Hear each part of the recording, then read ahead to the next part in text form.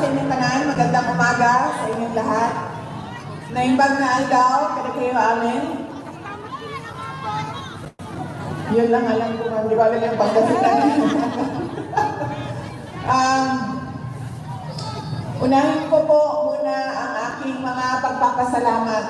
Unahin po natin ang pagpapasalamat natin sa Dutch Police at sa municipal government ng The Hague, Netherlands sa kanilang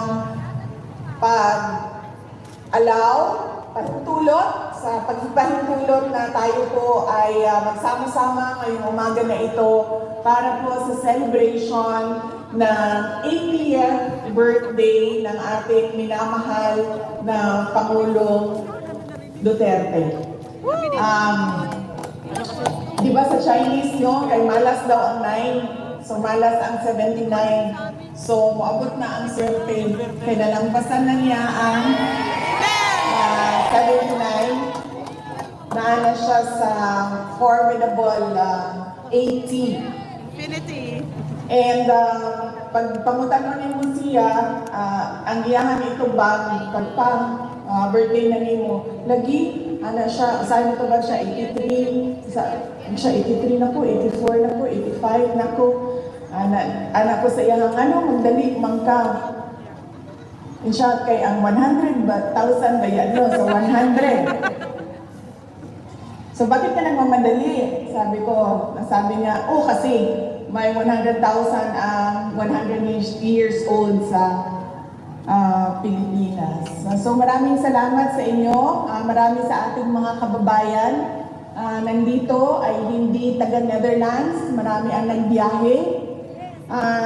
Yung iba kahapon ay nakita ko na doon sa downtown, sa city center, galing ng London, galing ng Belgium, may dumating na galing ng Germany, UK. and France. UK. Ma'am, ano yung flag na yan? Norway, Switzerland. Name the flag ito. Denmark, Finland. Sweden, Finland. UK, ma'am. UK. UK. UK, Ireland. Davao. Ano yung flag ng Davao? Davao. Davao Taal. Kuwait, Wales. Kasamaan ka sa Kuwait, hindi malam ang plano. Davao, yes. So yes, maraming salamat sa inyong lahat. At maraming salamat sa mga kababayan natin doon sa Pilipinas. Iba't ibang lugar sa Pilipinas na nagse-celebrate ng 80th birthday ni Pangulong Rodrigo Duterte. Ngayon lang ako nakakita ng tao na nag-birthday na buong mundo ay meron siyang celebration sa kanyang birthday. And it shows the goodness of his heart and the love for the people. Because otherwise, the people will not love you if they don't feel the love coming from you. So thank you very much, lalong-lalo na sa ating mga kababayan na nandoon sa Pilipinas. Kanina pa sila nagsimula, 2:00 ng hapon at hanggang daw sila matapos ang 12 midnight at matapos ang araw na ito na kaarawan ni Pangulong Duterte.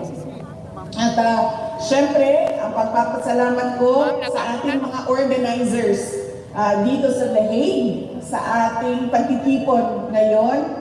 Merong nag-apply ng permit, merong nag-organize ng ating sound system, merong nag-organize ng ating mga barikada, at marami pa silang pinagtrabahuan para mapanigurado na komportable at meron tayong time and space ngayong araw na ito para sa ating picnic celebration ng birthday ni Pangulong Duterte. Maraming salamat sa inyo, mga organizers natin. Paalala ko lang, dahil kahapon nandito po ako, kumuha po ako ng mga gamit na hindi kailangan o hindi ginagamit ni Pangulong Rodrigo Duterte doon sa loob. Ay pinakuha sa akin, sinabihan ako doon sa loob na pakiusapan kayong lahat, kasama na ang media, na huwag mag-video footage at pictures sa kanilang kasal ng kanilang detention facility, lalong-lalo na sa mga tao na pumapasok at lumalabas. Bawal po sa kanilang protocols ang videohan ang kanilang detention facility. So pakiusap ko lang, sundin natin kung anong protocol nila dito sa videotaping and sa recording and sa photography. Dahil sa ngayon, nakikita ninyo na napaka-lenient at napaka-cooperative nila sa atin at nakikita nila na at tinutulungan nila tayo na maipakita sa mundo kung ano yung nararamdaman natin. Kaya yung mga maliliit na bagay na hindi nila na huwag dyan kayo mag-film at mag-videotape ay sundin natin. Ang susunod po ay mensahe galing kay Pangulong Rodrigo Duterte. Sinabi niya ito sa abogado kahapon at sinabihan niya ang abogado dahil hindi ko makikita si Inday Sara bukas dahil ang nakaschedule bukas ay ang aking kapatid si Veronica at si Shelito, ang kanyang mama. Sabihin ko sa lahat ng mga supporters ni Pangulong Rodrigo Duterte at sa lahat ng mga abogado na kaibigan niya to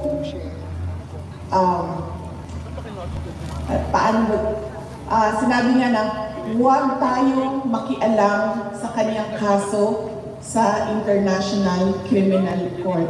Hayaan natin ang kanyang mga abogado at ang korte mismo magdesisyon kung ano ang mangyayari o ano ang susundin kaparte ng proseso ng korte.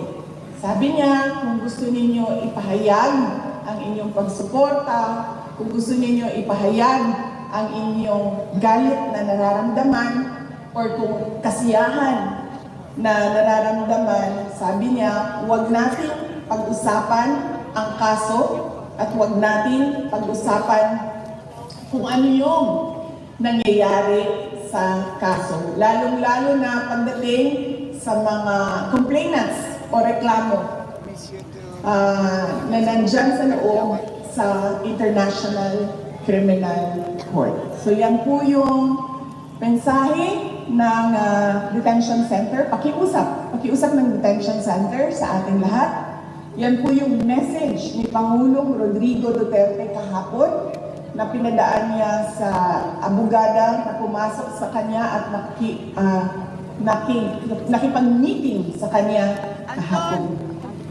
Ang susunod po ay sinabi sa akin ni Pangulong Rodrigo Duterte noong huli naming pagkikita, meeting sa loob. Sinabi niya, sabihin sa ating mga kababayan na kailangan niya ang tulong ng mga PDP senators at ng kanilang mga guest candidates. So, tulungan niyo po ako isa-isahin kasi noong nakaraan ay nakalimutan ko yung isang pangalan. So, isa-isahin po natin ang kanilang mga apelido.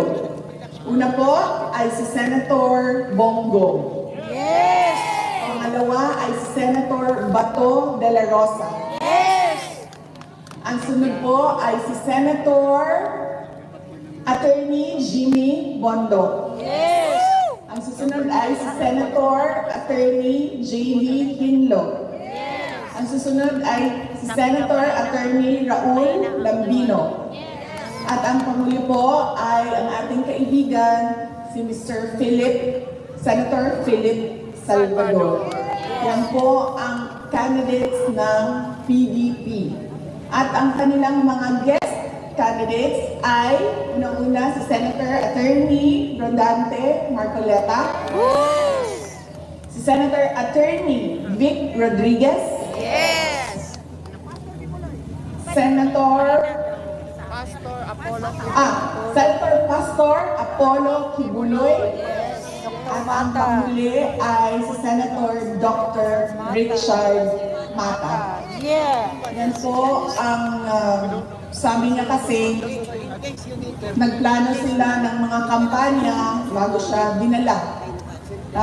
Sa pilitang dinala dito sa ICC detention, meron silang mga plano ng mga iba't ibang rallies para sa mga senators ng PDP laban at kanilang mga guest candidates. So sinabi niya, Water. sinabi niya,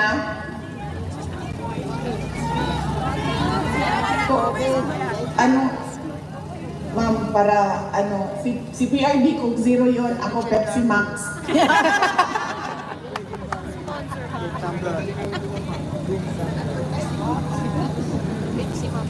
Para balanse ang kompetisyon.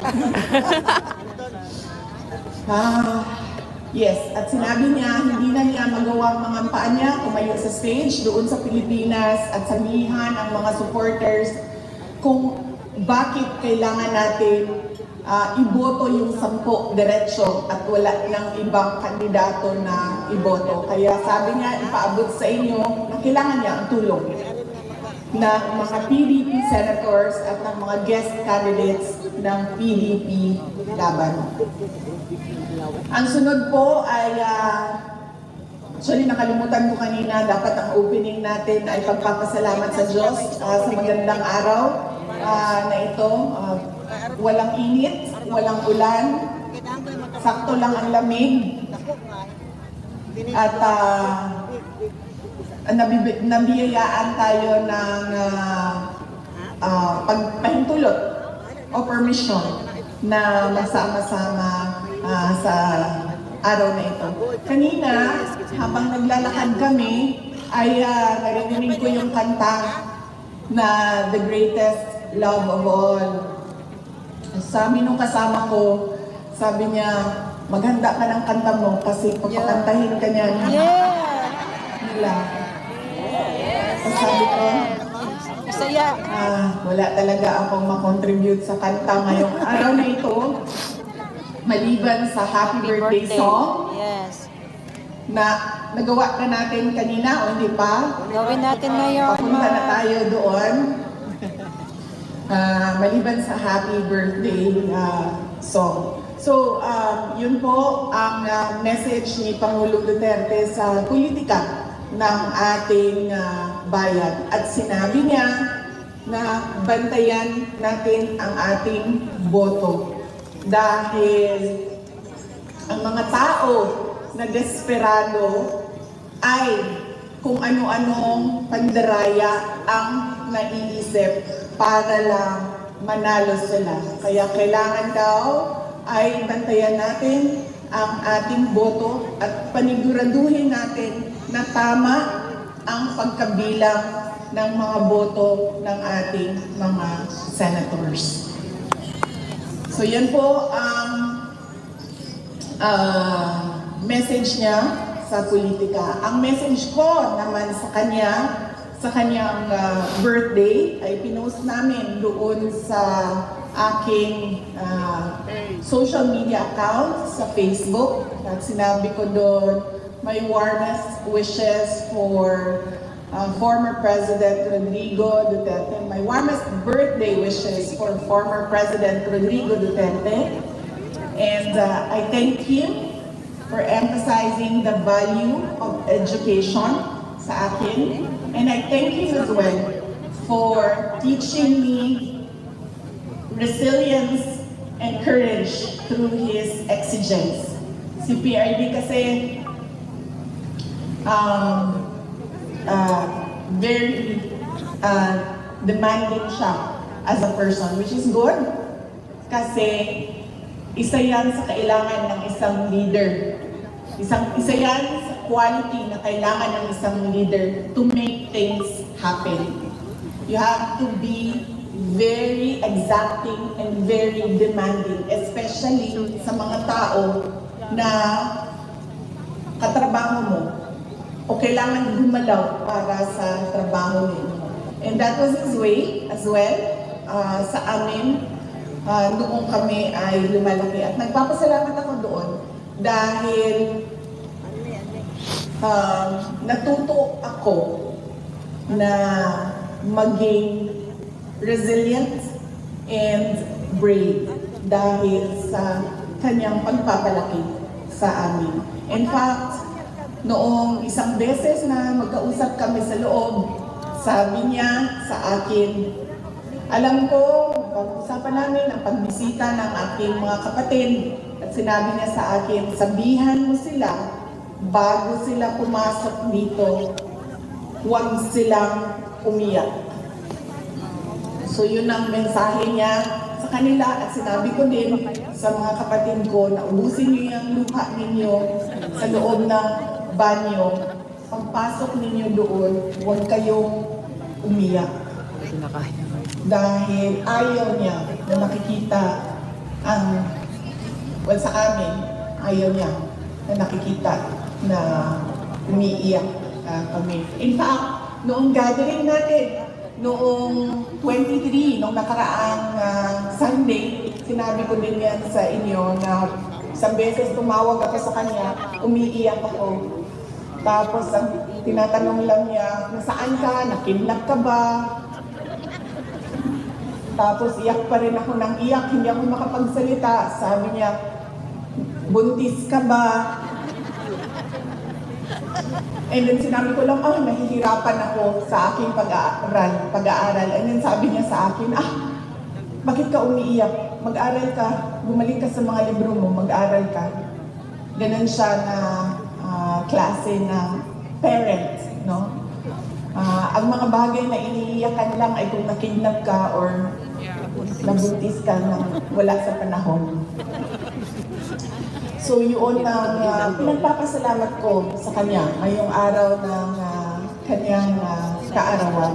And syempre, napaabot ko yung pagpapasalamat sa ating mga kababayan sa iba't ibang panig ng mundo sa pagpapakita nila ng suporta sa ating Pangulong Rodrigo Duterte. Idasal natin ngayong araw na ito na sana ay ibalik na siya doon sa Davao City, sa Pilipinas, dahil inaantay na siya doon ng mga Davaoenyo dahil siya ay meron pang term o darating pa yung term niya na magiging mayor pa siya ng Davao City. At syempre, idasal natin na siya ay bigyan ng lakas ng loob na harapin lahat ng kanyang problema sa paglalaba, pagluluto, at paglinis ng kwarto niya dyan sa loob ng ICC Detention Center. Dahil nasanay kasi siya na merong girlfriend o merong ka-live-in na nag-aalaga sa kanyang pagkain, paglilinis ng bahay, at paglalaba. So hindi ko lang alam ngayon, dahil ilang araw na rin kami hindi nagkausap, kung natuto na ba siya maglaba. Kasi sinabihan ko siya na kailangan mo talaga matutong maglaba kung hindi pa balik-balik yung kanyang, pagbalik-balik yung damit mo.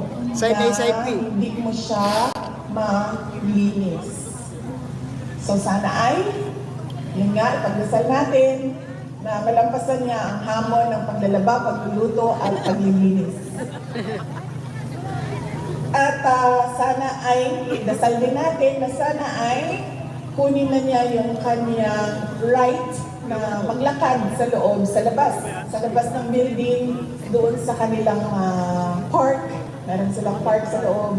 Ay sana ay kunin na niya yung right niya na lumabas at maglakad doon sa park. So let us pray that he learns to do these things one day at a time until kukunin na natin siya para ihatid pauwi sa Davao City at bumalik sa pagsiservisyo sa ating bayan. Noong nakaraang rally, noong 23, March 23, sabi ko sa inyo, di ba, ako may takot ako para sa kanya na ibalik siya sa Pilipinas dahil nakita naman natin kung ano yung kapasidad na kanyang mga kalaban. They can easily assassinate a person on the airport